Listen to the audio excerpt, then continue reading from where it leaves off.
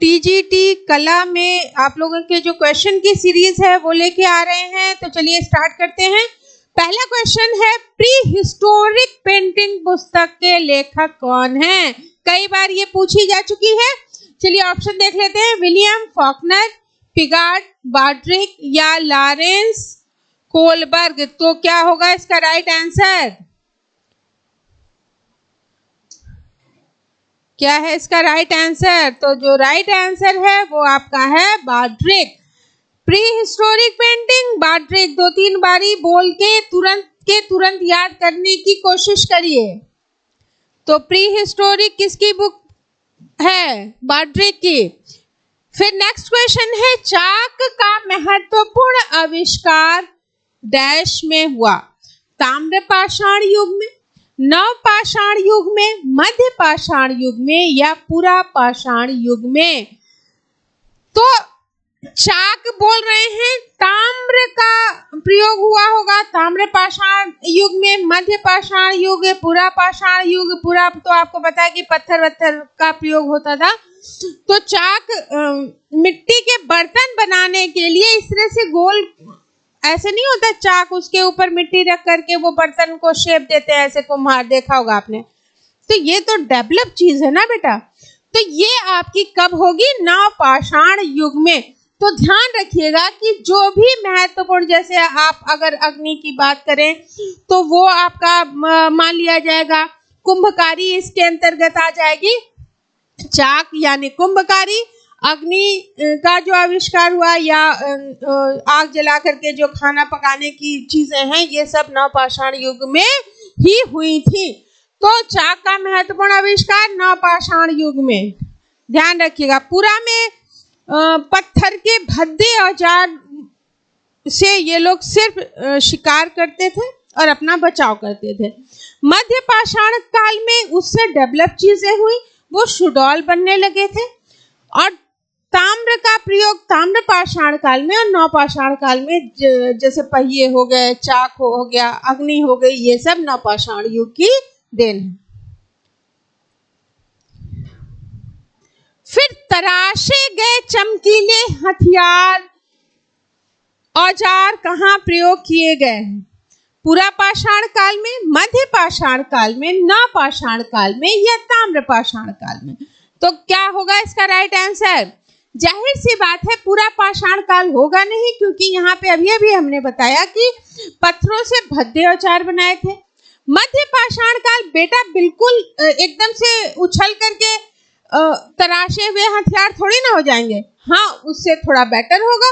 और सबसे बेटर आपका नवपाषाण काल। तो ये इसका आंसर क्या हो जाएगा? नवपाषाण काल। तो चीजें थोड़ा सा सोचिएगा कि क्या होगा, ऐसे ही ऑप्शन में टिक मत मारिएगा। बहुत इजी एग्जाम है, अगर आप सही से करोगे तो एक ही बार में आपका सिलेक्शन हो जाने वाला है। फिर भारत में मध्य पाषाण काल कब से कब तक का माना जाता है?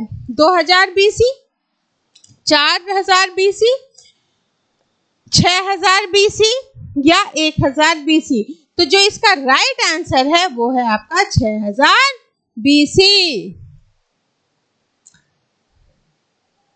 फिर नेक्स्ट पे आते हैं, चित्रित शैलाश्रय। शैलाश्रय, शैल का जो आश्रय, लघु उडियार कहाँ पर स्थित है? इस जगह को बताना है कि ये कहाँ पे है। उत्तराखंड में, उत्तर प्रदेश में, मध्य प्रदेश में या बिहार में? तो जो इसका राइट आंसर है वो है आपका उत्तराखंड। उत्तराखंड का जो अल्मोड़ा जगह है वहां पे ये है, शैलाश्रय प्राप्त हुआ है। ये देखिए उत्तराखंड अल्मोड़ा। फिर चित्र सूत्र के किस अध्याय में क्षय वृद्धि का वर्णन मिलता है? 5वें में, 6ठे में, 4थे में या 8वें में? तो क्या होने वाला है इसका राइट आंसर? तो आपका जो राइट आंसर है वो होगा, क्या होने वाला है? होगा आपका 5वें अध्याय में क्षय वृद्धि का वर्णन है। तो क्षय वृद्धि का वर्णन 5वें अध्याय में।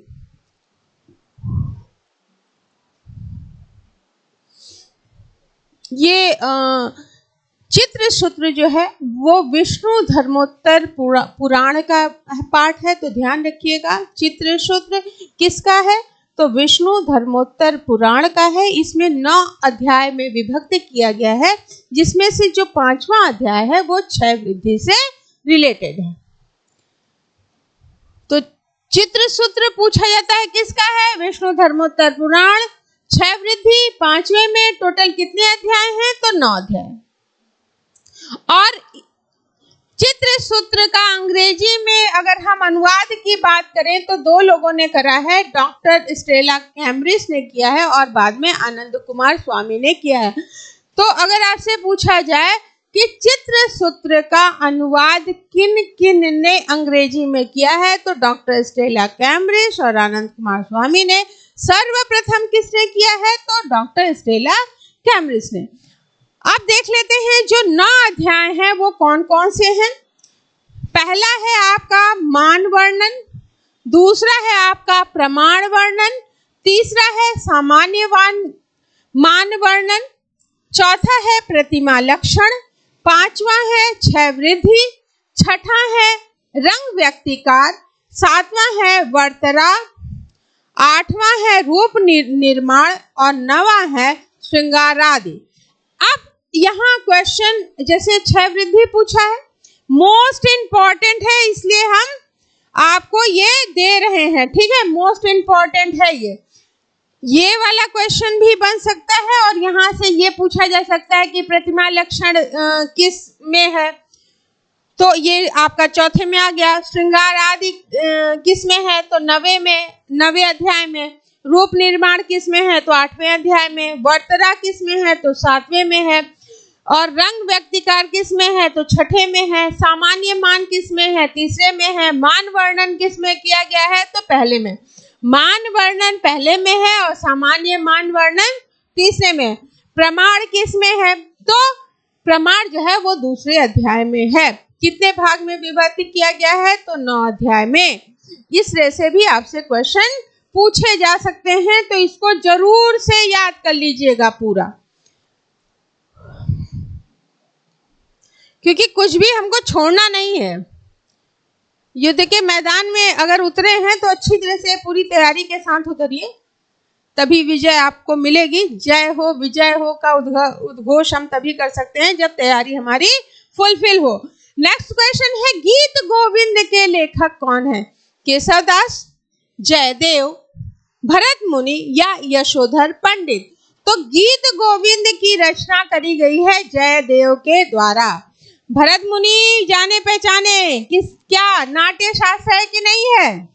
तो नाट्य शास्त्र, ठीक है। तो याद रखिएगा भरत मुनि का नाट्य शास्त्र है। गीत गोविंद की रचना किसके द्वारा करी गई है? जयदेव के द्वारा।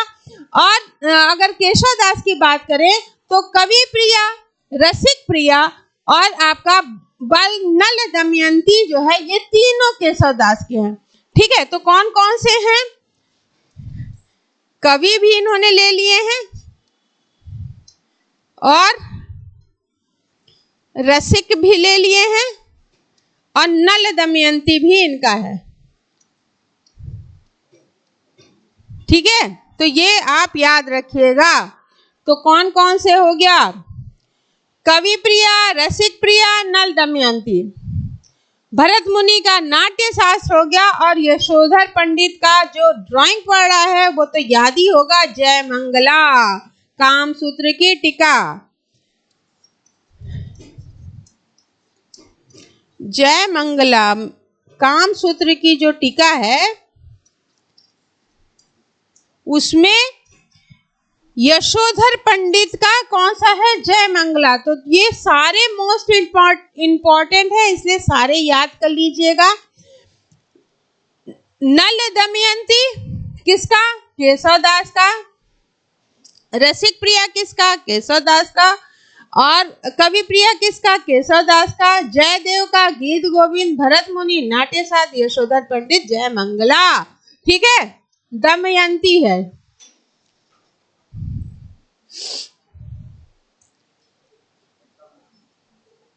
फिर नेक्स्ट आते हैं चौरा पंचाशिका किसके द्वारा लिखा गया है? वात्स्यायन के द्वारा, विल्हण के द्वारा, यशोधर पंडित के द्वारा या शशिकला के द्वारा? तो क्या होगा इसका राइट आंसर? तो आपका चौर पंचाशिका जो है वो विल्हण है, वी है यहाँ पे, ब नहीं है, तो विल्हण के द्वारा लिखा गया है, ये आपका राइट आंसर है। तो चौर पंचाशिका पूछा जाए तो इसकी रचना आपके विल्हण के द्वारा करी गई है और ये कश्मीर के हैं और सटांग के जो सिद्धांत हैं वो इनके द्वारा दिया गया है। तो और इसके साथ ही विक्रमांक देवचरित की अगर बात करें तो ये भी इनकी रचना है।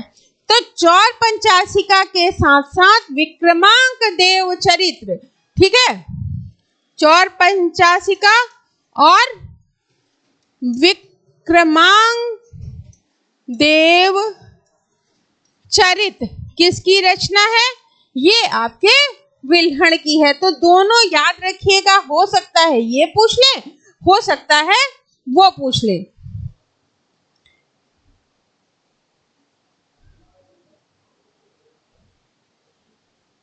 फिर नाट्य शास्त्र के लेखक का नाम बताना है। नाट्य शास्त्र वात्स्यायन का है, भरत मुनि का है, भामह का है या मम्म भट्ट का है? तो क्या होगा इसका राइट आंसर?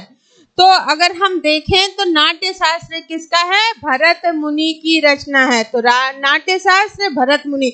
जो ये क्वेश्चन है बेटा ये मोस्ट इंपॉर्टेंट है, इसलिए इसको हल्के में मत लीजिएगा और कोशिश करिएगा कि जितने क्वेश्चन मैं करा रही हूँ वो आप याद कर ही लीजिएगा। और इसी तरह से कब आपका पूरा ज़्यादा चीज़ें याद हो जाएंगी और क्वेश्चन में लगेगा अरे ये तो बहुत इजी है।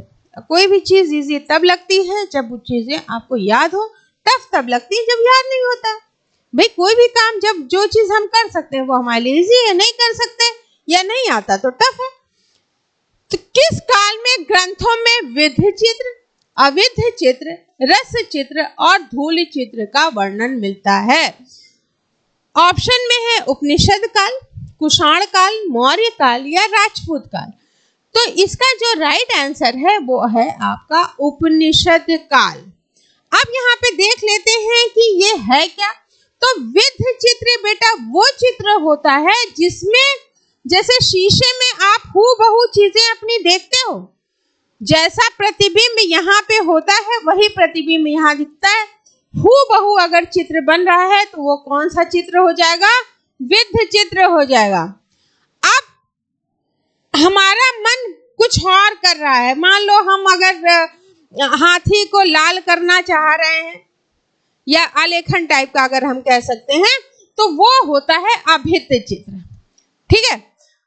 अगर कमल ऐसे न करके हमारा मन है कि भैया हम ऐसे बनाएंगे तो हम बना सकते हैं, इसकी लताएं ऐसे ले जाएंगे तो हम ले जा सकते हैं, ठीक है, ऐसे गोल घुमा सकते हैं, ठीक है। ये अभित चित्र। रस चित्र क्या होता है? रस की अभिव्यक्ति होनी चाहिए, वो मतलब ही नहीं है कि सही है कि गलत, हूबहू किसे मतलब नहीं, रस जो दिखाना चाहते हैं वो दिखना चाहिए। धूल चित्र क्या होता है कि जब आप शिलाओं पे, मान लीजिए ये दीवार है, किसी भी माध्यम से या रंगों के कण से अगर आप चित्र बनाते हैं तो ये आपका धूल चित्र होगा। यानी स्पेशली जो भित्ति चित्र होते हैं वो धूल चित्र के उदाहरण होंगे। हूबहू चित्र विध चित्र के, जैसा मन आया वैसा बनाया अभिध चित्र। कोई रस दिखाना चाहते हैं, रस तो पता ही होंगे कितने हैं, तो वो रस चित्र के अंदर, धूली चित्र भित्ति चित्र के अंतर्गत। और इसका उल्लेख किस काल में है? उपनिषद काल में, जब उपनिषदों की रचना हुई थी। बस इसी तरह से एंजॉय करते हुए पढ़ाई करिए। आज के लिए इतना ही। Thank you.